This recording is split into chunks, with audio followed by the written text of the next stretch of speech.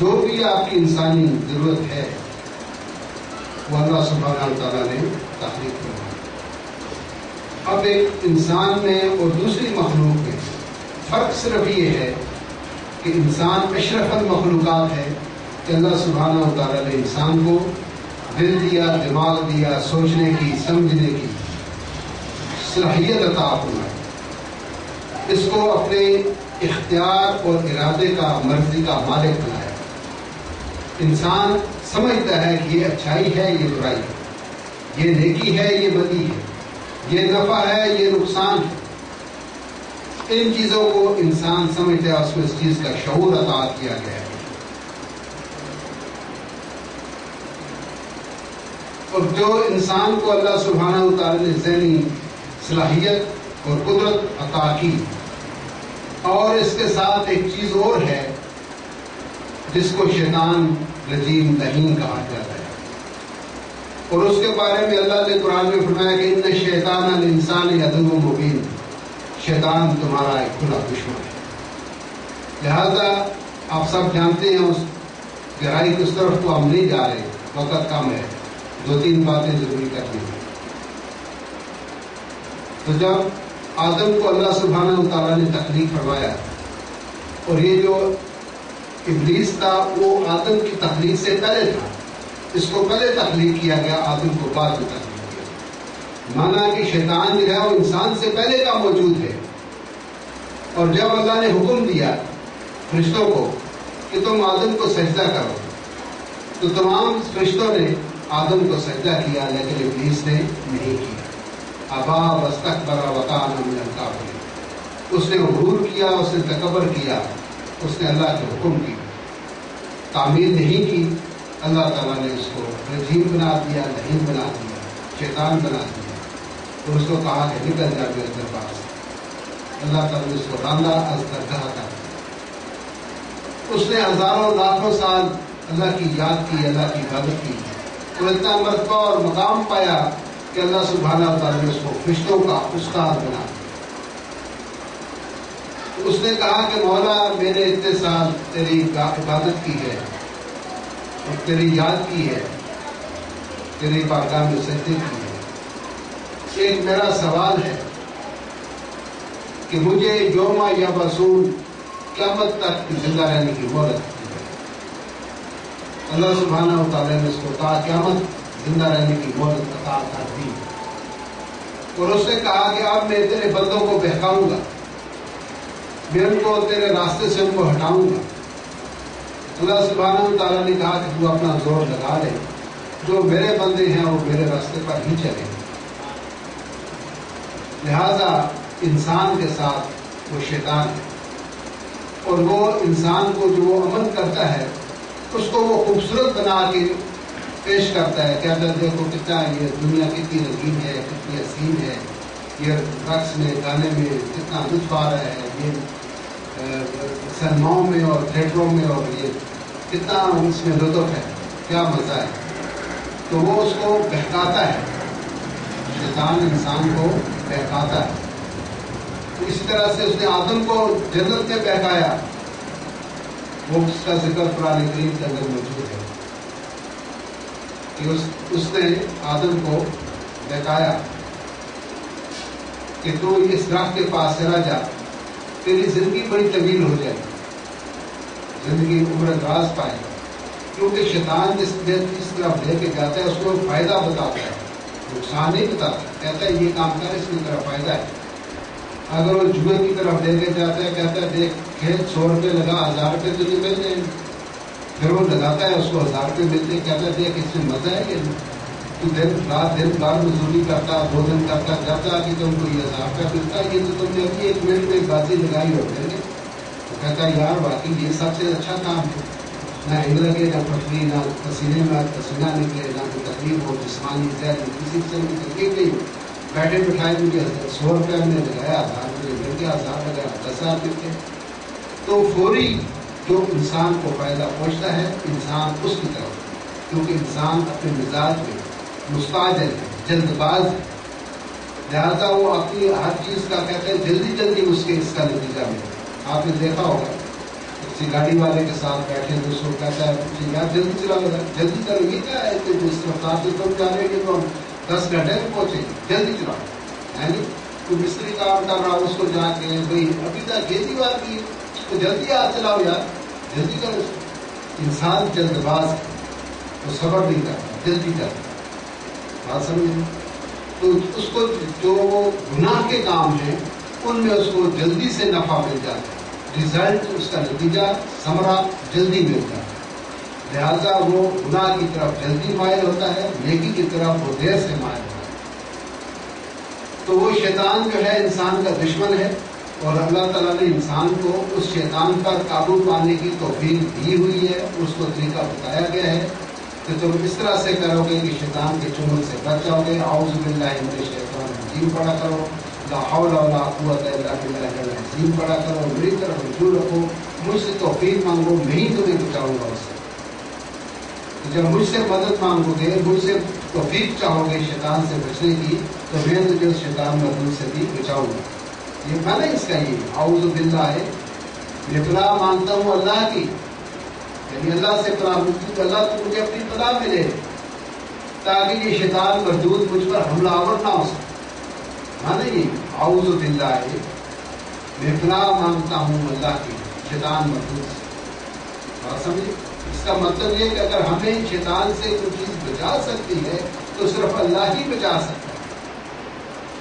اس طرح سے لا حول ولا قوت الا باللہ، اس کا بھی معنی ہے ہمیں اگر کوئی چیز شیطان کے شر سے محفوظ رکھ سکتی ہے تو اللہ سبحانہ وتعالیٰ کی ذات اقدس ہمیں اس کے شر سے محفوظ رکھ سکتی ہے. لہٰذا اس شیطان سے بچنا چاہیے اور اپنا رجحان اللہ اور اللہ کے محبوب کی طرف، اللہ کے دین کی طرف، اللہ کی عبادت کی طرف رکھنا چاہیے. تو یہ جو شیطان حائل ہوا تو انسانوں نے سوچنا شروع کیا، کسی نے سانپوں کو اپنا معبود بنا لیا، کسی نے سورج کو پوجنا شروع کر دیا، کسی نے پانی کو، دریاؤں کو، گنگا جمنا کو اپنا وہ خدا بنا لیا.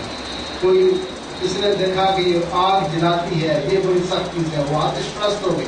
یہ ایران میں جو لوگ آتش پرست ہے، یہاں بھی جو کراچی میں بھی یہاں پارسی قوم جو ہے وہ آگ کی پوجا کرتے ہیں، آگ کو پوجا. تو انہوں نے مختلف معبود بنا لیے. تو جو انسانی ایک معاشرہ تھا اس کے اندر ایک ڈسٹربنس پیدا ہو گئی، ایک کھلبلی مچ گئی. تو اللہ سبحانہ وتعالیٰ نے انسان کی ہدایت کے لیے پھر آسمانوں سے کتابیں نازل فرمائی اور ان کے ساتھ اپنے انبیاء کا ظہور فرمایا تاکہ میرے نبی ان میری تعلیمات پر، میرے احکام پر عمل پیرا ہوں اور عوام الناس ان کو دیکھے اور وہ بھی ان پر عمل پیرا ہو کر دنیا اور آخرت کا اجر و ثواب کمائیں اور اپنی زندگیوں کو پرسکون بنائیں، پرلطف بنائیں، اور آگے آ کے ان کو جنتی زندگی ملے، دنیا میں بھی ان کی جنتی زندگی ہو اور آخرت میں بھی جنتی زندگی ہو. اپنے خیال میں اسلام کے اندر داخل ہو جانے سے یہ ہوتا ہے کہ اپنے ارادوں کو، اپنے طور و طریق کو، اپنی روایات کو، اپنے جو آباء و اجداد سے رسم و رواج چلے آ رہے ہیں ان کو ترک کر دینا، ان کو چھوڑ دینا، اور اللہ نے جو چیز بتائی ہے، اللہ کے محبوب نے بتائی ہے، اس کو اپنا لینا. اس کو اسلام کہتے ہیں. جب آپ اسلام میں داخل ہو جائیں گے، آپ کہیں گے لا الہ الا اللہ محمد رسول اللہ، پڑھ لیا آپ نے اللہ کا، اللہ کے حبیب کا کلمہ پڑھ لیا، تو اس وقت آپ اسلام میں داخل ہو جائیں. جب اسلام میں داخل ہو گئے تو پھر جو پچھلے آپ کی روایات تھیں، جو رسم و رواج تھے، جو آپ کے معمولات تھے، ان کو چھوڑنا. تو آپ تاریخ اٹھا کے دیکھیں تو مکہ میں یہ جو لوگ اسلام لائے تھے، صحابہ اکرام، ان کے باپ دادا کوئی دین تھا نہیں جس کے اوپر وہ چل رہے تھے. تو جس وقت تو قاضی کمپنی والے کے دین میں شامل ہوئے تو انہوں نے وہ اپنے آباء و اجداد کی جو رسومات تھی، جو رسمیں تھیں، جو رواج تھے، ان کو ترک کر دیا، ان کو چھوڑ دیا. پھر وہ کام انہوں نے شروع کیا جو رسول پاک نے ان کو بتایا. کچھ ایسی چیزیں تھیں جو ان کا جو دین تھا، جو لات منات وزا پرست لوگ تھے، ان کو بھی کچھ اپنی روایات تھی، رسم و رواج تھی. مثلا چھوٹی سی بات کروں، بیت اللہ اس وقت بھی تھا، اس کے اندر انہوں نے اپنے بت رکھے ہوئے تھے، 360 بت تھے حضور کی بعثت سے پہلے، اور وہ لوگ ننگے ہو کر، برہنہ ہو کر، ان کے جسم پر کوئی کپڑا نہیں ہوتا تھا، تو اس کا طواف کرتے. برانا جسم، ننگے جسم سے۔ تو حضور نے اب آئے، اسلام آیا تو انہوں نے کہا کہ نہیں، ایک تہمت، ایک کپڑا نیچے باندھو، ایک اوپر، دو کپڑے جو احرام باندھتے ہیں دو کپڑوں کا ہوتا ہے، یہ کمر کے ساتھ باندھتے ہیں جیسے پنجاب میں دھوتی پہنتے ہیں، اس طرح سے وہ ایک کپڑا اپنے کمر کے ساتھ باندھتے ہیں، ایک اوپر لیتے ہیں اور وہ اس کا بغل کے نیچے سے نکالتے ہیں، یوں کر کے یہ نکلتا جو ہے سیدھا یہ خالی رہتا ہے۔ تو وہ اس کو لوگوں نے پھر وہ استعمال کیا، حالانکہ وہ پرانا پہلے تو آپ کرتے تھے، جب حکم آ گیا تو کپڑا پہننا شروع کیا، برنڈی کو سب کر دیا۔ وہ پہلے شراب عام تھی، گھروں میں مٹکے پڑے ہوئے رکھے تھے، لوگ پیتے تھے۔ جب اللہ کا امر آ گیا ان الخمر والمیسر رجس من عمل الشیطان فاجتنبوہ، جب حکم آ گیا تو صحابہ اکرام کے گھروں میں بھی جو مٹکے پڑے ہوئے تھے وہ بھی میں نے اٹھا کے چھوڑ دی اور شراب کو ترک کر دیا۔ اس طرح سے جو احکام آتے گئے، جن جن چیزوں کے بارے میں احکامات الہیہ ہیں یہ پہلے نافذ العمل تھیں اور لوگ اس پر عمل کر رہے تھے، تو جب حکم آ گیا تو انہوں نے ان چیزوں کو ترک کر دیا، ان کو چھوڑ دیا، اللہ کے حکم کو اپنا لیا، اس پر عمل کرنا شروع کیا۔ اپنے آپ کو آسان بات بتاتا ہوں کہ جس وقت تک انسان دین کے اندر شامل ہوتا ہے، سب سے پہلے اس کو اس چیز کو اپنی ذات پر لاگو کرنا ہے، اپنی ذات پر لاگو کرنا ہے، اس کا نفاذ اپنی ذات پر کرنا ہے۔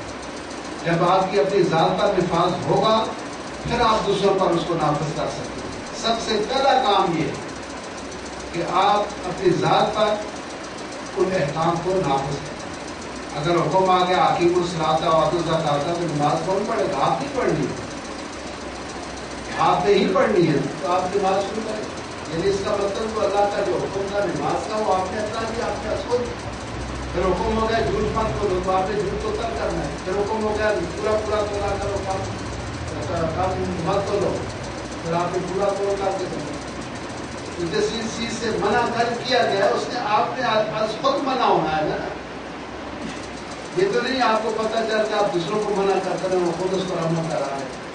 تو ان چیزوں کو اپنی ذات پر نافذ کرنا، جس وقت اپنی ذات پر اس کو آپ نافذ کر دیں، حکم ہوگا بنتے کا تو روزہ آپ سے کر دیں، روزہ رکھے نافذ ہوگی نا اپنی ذات کہ ایک سحری کو کھانا ہے اور پھر مغرب کے بعد جب اذان ہوگی تو پھر افطاری کر دیں، اپنی ذات پر نافذ ہو گیا۔ آج نافذ ہو گیا آپ کی ذات پر، پیسے کمائی آپ نے کی ہے، آپ کے پاس 1 لاکھ روپے یا 1000 روپے یہ 100 روپے اللہ کا حکم آ گیا زکوٰۃ کو کس نے دینی؟ آپ نے دینی۔ اس کا مطلب آپ نے از خود بغیر کسی یعنی فرضاء و رغبت، بغیر کسی جبر و اکراہ کے، جبر نہ ہو آپ کے اوپر، آپ آزادانہ طور فری، جس کو انگریزی میں کہتے ہیں فری ول اینڈ وش، اپنی فری مرضی کے ساتھ بغیر کسی لالچ کے، بغیر کسی دباؤ کے، بغیر کسی جبر کے آپ اس کے اوپر عمل کر رہا ہوں، یہیں سے اسلام کا نفاذ ہوتا ہے۔ لہٰذا ہم اپنی ذات پر اس کے جو بھی اللہ کے احکام ہیں ان کو نافذ کریں اور اپنی زندگیوں کو اس طرح سے بنائیں جس طرح سے صحابہ کرام نے بنایا، ان کے احکام نے بنایا، اپنی زندگیوں پر ان چیزوں کو نافذ کریں اور ان سے جن چیز کے لیے منع کیا گیا اسے منع ہو جائے، جس کی کر نہیں ہے نہ منکر کہتی تھی، نہیں ہے نہ منکر یہی تو چیز ہے، نہیں ہے نہ منکر یہی چیز ہے، جس چیز سے منع کیا جائے اسے بازداری ہو جاؤ، اور جس سے آپ نے نہیں کرنا منع کر دی گیا اس کو ترک کرنے سے اس کو چھوڑ دیں، یہ ہے نہیں ہے نہ منکر، نیکی کو اپنانا برائی کو چھوڑنا، نیکی کو اپنانا برائی کو چھوڑنا، اچھائی کو اپنانا اور برائی کو ترک کرنا، ثواب کا کام کرنا، گناہ کو ترک کرنا۔ تو سمجھ آئے؟ تو اس کا نفاذ آپ اپنی ذات پر کریں گے، اور اس کا ابتدا جو ہے یہ جھوٹ سے ہے کہ آج آپ اس نفل میں یہ ارادہ کریں کہ آج کے بعد ہم جھوٹ نہیں بولیں۔ اس کا ابتدا اور آغاز جو ہے اسلامی زندگی کا وہ جھوٹ کے ترک کرنے سے، جھوٹ نہیں بولیں پر کچھ بھی ہو۔ لعنت اللہ علی الکاذبین، جو لوگ جھوٹ بولتے ہیں پر اللہ کی لعنت ہے۔ لہٰذا سب سے پہلے آج سے ہم جھوٹ نہیں بولیں۔ اور یہ جو ہمارے اکابرین تھے وہ سب تجارت کرتے تھے، زیادہ تر لوگ کپڑے کی تجارت کرتے. سرکار مدینہ صلی اللہ علیہ وسلم جب ام المؤمنین خدیجہ کبریٰ کا سامان تجارت لے کر ملک شام گئے تھے تو اس سامان تجارت میں کپڑا ہی تھا. سیدنا ابوبکر، سیدنا عمر، سیدنا عثمان، یہ تمام جو صحابہ کرام تھے یہ کپڑے کا تجارت بزنس کرتے تھے. اور جو ہمارے یہ تصوف کے سب سے بڑے غوث اعظم بہادر سلمانی، ربانی، عبد القادر جیلانی، شہنشاہ بغداد، یہ بھی کپڑے کے بہت بڑے تاجر تھے. یہ ہول سیل کا کام کرتے تھے. جہازوں کے اندر ان کا کپڑا مال آتا تھا بغداد میں. یہ کپڑے کا کام آتا ہے. جو امام ہیں ان میں ہمارے جن امام کو ہم مانتے ہیں امام اعظم ابو حنیفہ، وہ بھی کپڑے کا کام کرتے. اور وہ ایک دفعہ اپنے سیلس مین کو چھوڑ کے گئی، کام سے گئے تو واپس آئے تو وہ 2 تھان وہاں نہیں تھے. انہوں نے پوچھا اپنے سیلس مین سے وہاں جو 2 تھان پڑے ہوئے تھے وہ کیا ہوئے؟ اس نے کہا کہ میں نے وہ بیچ دیے. تو ایک تھان اس میں وہ آخر میں اس کا کپڑا خراب تھا تو میں نے بتایا اس کو. اس نے کہا کہ نہیں میں نے نہیں بتایا. تو وہ فوراً امام اعظم ابو حنیفہ جس جو کپڑے تھان لے کے چلا گیا تھا کسی گاؤں کا تھا تو وہ اس کے پیچھے گئے، اس کے گھر گئے. اس کہنے لگے سوری یار میں وہاں موجود نہیں تھا، میرے سیلس مین نے آپ کو جو 2 تھان دیے کپڑے کے اس میں ایک تھان میں خرابی ہے. بات سمجھے؟ تو یہ ہے ہمارے مسلمانوں کی تجارت کہ آپ ایک چیز بیچ رہے ہیں اس کے اندر کمی ہے، اس میں کمی کوتاہی خرابی ہے تو اس کو بتائے، لینے والے کو بتائے اس میں یہ خرابی ہے. ہم کوئی چیز بیچتے ہیں اس کی خرابی کو چھپاتے ہیں، چھپا کے پھر اس کو بیچ دیتے ہیں، اس کو بتاتے نہیں اس میں کیا ہے. یہ گاڑی ہوتی ہے نا، گاڑی موٹر کار، تو اس میں پیچھے ایک جس کے پچھلے حصے میں 2 وہیل لگے ہوتے ہیں ٹریک میں، اس کے نیچے جس کے ساتھ وہیل لگتے اس کو ڈپریشن کہتے ہیں. اس کے اندر گچھے ہوتے ہیں، یہ کل بھی پرسوں میں آپ کو بتا رہا تھا. تو اس وہ جو ڈپریشن ہے اس کے اندر بہت سارے وہ پرزے ہوتے ہیں چھوٹے چھوٹے.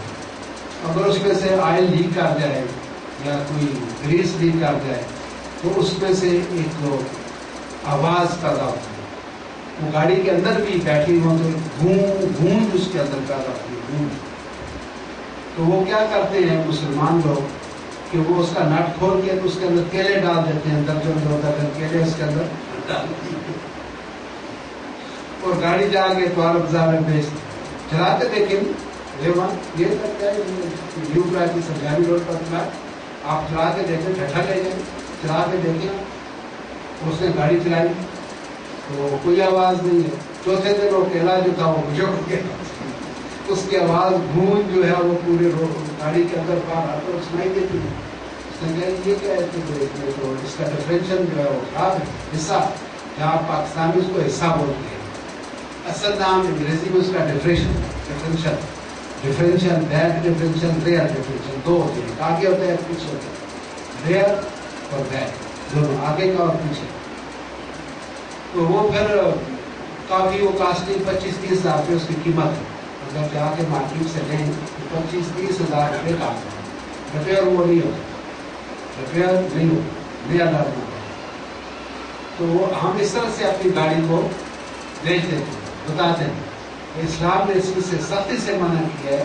آپ اس کو بتائیں آپ گاڑی بیچ دیں، بولو یار یہ 6 لاکھ کی گاڑی ہے، اس کا جو ڈفرینشل ہے اس میں سے آواز آتی ہے اور اس کا انجن تھوڑا یہ 6 مہینے پہلے میں بنایا، اس سے جو دھواں نکلتا ہے، بریک اس کی کمزور ہے. اس کو بتاؤ. کیوں نہیں بتاؤ؟ یہی تو کام ہے انہیں کا. تو قیامت میں ہم سے پوچھا جائے گا تو ہم نے اپنے بھائی کو دھوکہ دے دیا 4 پیسے کے لیے. وہ پیسہ ساتھ لائے ہو تم ادھر قبر میں ساتھ لے کے آئے، تم نے حرام کمایا، تم نے اپنے بچوں کو حرام کرایا، غلط بیانی کی. کیوں کی؟ اس چیز سے ہمیں اللہ تعالیٰ منع کرتا ہے جھوٹ مت ہو، جھوٹ مت ہو. یہ صرف پاکستانی قوم جھوٹ بولتی ہے، باقی دنیا میں کوئی جھوٹ نہیں بولتا. یہ انگریز بالکل جھوٹ نہیں بولتا، سچی بات. ان سے کام ہو گئے یا نہیں ہو گئے، بڑے دیانتدار قسم کریں گے. یہی تو دیانت، کسی پر تو آپ کے اوپر بھروسہ اور اعتماد قائم ہوتا ہے. دیندار آدمی ہے جھوٹ غلط پیاری نہیں کرتا. آپ سمجھیں. تو اس واسطے یہ جو اللہ تعالیٰ کا قرآن ہے، جو نبی پاک صلی اللہ علیہ وسلم کی سنتیں ہیں، ان کو آپ پہلے اپنی ذات پر لاگو کریں اور آج سے جھوٹ کو ترک کریں، سچ بولا کریں۔ وہ آپ کے قرآن پاک میں حکم ہے کہ تم ہمیشہ عدل اور انصاف کی بات کرو، اور تمہارا سامنے بیٹا ہی کیوں نہ بیٹھا ہو۔ تو ہمیں اپنے گھروں میں عدل کرنا چاہیے، اپنے محلے میں گلی میں عدل و انصاف کرنا چاہیے۔ اگر ہم دیکھتے ہیں کہ یہ عدل یہ بات کرنے سے میرے بیٹے کو نقصان پہنچ جائے گا یا میرے بھائی کو نقصان پہنچ جائے گا، اس کی بات کرواتا ہے کرتے ہیں وہ۔ تو اللہ سبحانہ و تعالیٰ ہمیں قرآن کی پڑھنے کی، سننے کی، سمجھنے کی، اس پر عمل کرنے کی توفیق عطا فرمائے۔ وآخر دعوانا الحمدللہ۔